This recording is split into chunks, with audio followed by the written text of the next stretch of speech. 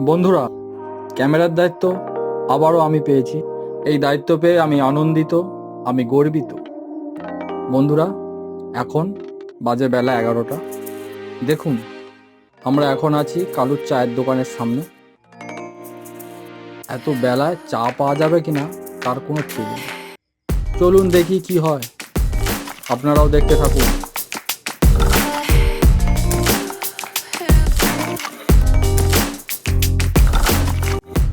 দাদা, চা পাওয়া যাবে? হ্যাঁ, পাওয়া যাবে। দাদা, দুটো চা দিন।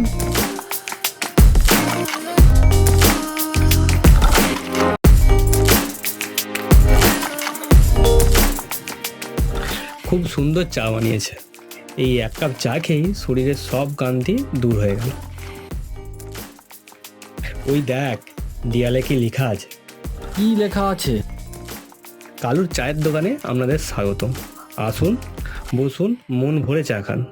মন খুলে আদানি আম্বানির ছেলে মেয়েদের বিয়ে কোটি কোটি টাকা খরচের গল্প করুন, কিন্তু দয়া করে রাজনীতিক আলোচনা করে দোকানের পরিবেশ নষ্ট করবেন না।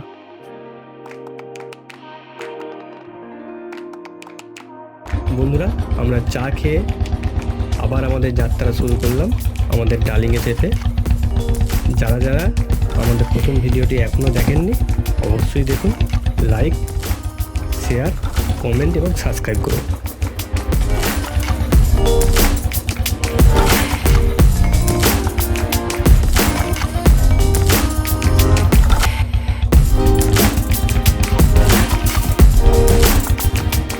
গ্রামের মধ্যে গাড়িটা একটু আস্তে চালা। যদি ভুল করে কোনো ছাগল কিংবা অন্য কিছু চলে আসে, তাহলে আমাদের ডালিংকে বন্ধক রেখে ছাগলের 10 পুরুষের দাম দিয়ে ছাড়িয়ে নিয়ে যেতে হবে। কাকা, ওই দেখো ছাগল যাচ্ছে। তুই বাবা সাবধানে গাড়িটা চালা, তা না হলে আমার ডালিং তো গেল।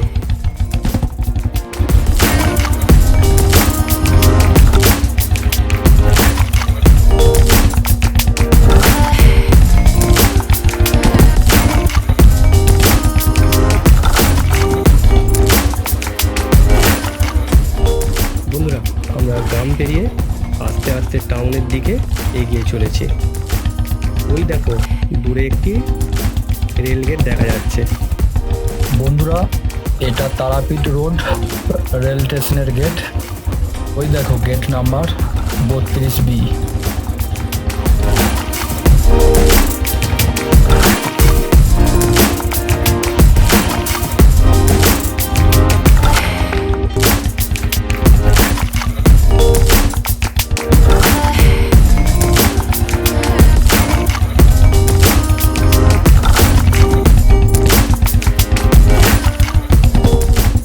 আমরা কিছুক্ষণের মধ্যে দেবী মা তারার কাছে পৌঁছে যাব।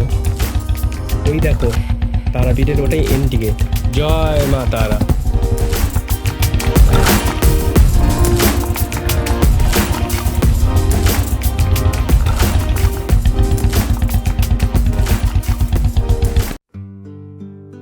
বন্ধুরা, আমরা এইমাত্র মায়ের মন্দিরের কাছে পৌঁছালাম।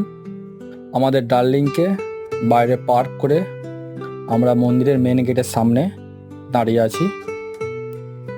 বন্ধুরা, আসুন আমাদের সাথে আর দেখতে থাকুন মায়ের ভুবন মুগ্ধ করা অপরূপ রূপের মহিমা। বন্ধুরা, ওই দেখো, ওটা মায়ের মন্দিরের সামনের রাস্তা।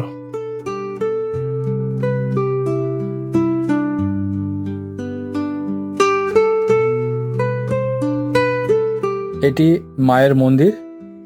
চলুন মায়ের মন্দির পরিক্রমণ শুরু করি।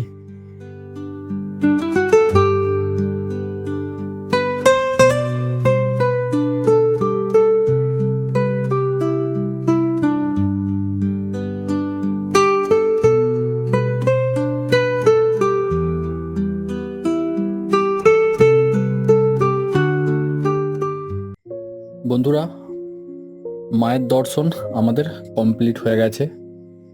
মায়ের রূপ দেখে আমাদের মন প্রাণ ভরে গেছে। মায়ের এই অপরূপ রূপ দেখতে আপনারাও আসুন, মায়ের কৃপা দৃষ্টি সবার উপর পড়ুক এই কামনা করে আজকের ব্লগ ভিডিও আমরা শেষ করছি। আর বন্ধুরা, ভালো থাকবেন, সুস্থ থাকবেন, বড়দের সম্মান করবেন, ছোটদের ভালোবাসা দেবেন। আপনার ব্যক্তিত্ব এমনভাবে তৈরি করবেন যাতে মহিলারা আপনার সাথে সুরক্ষিত এবং সম্মানিত অনুভব করে। ধন্যবাদ।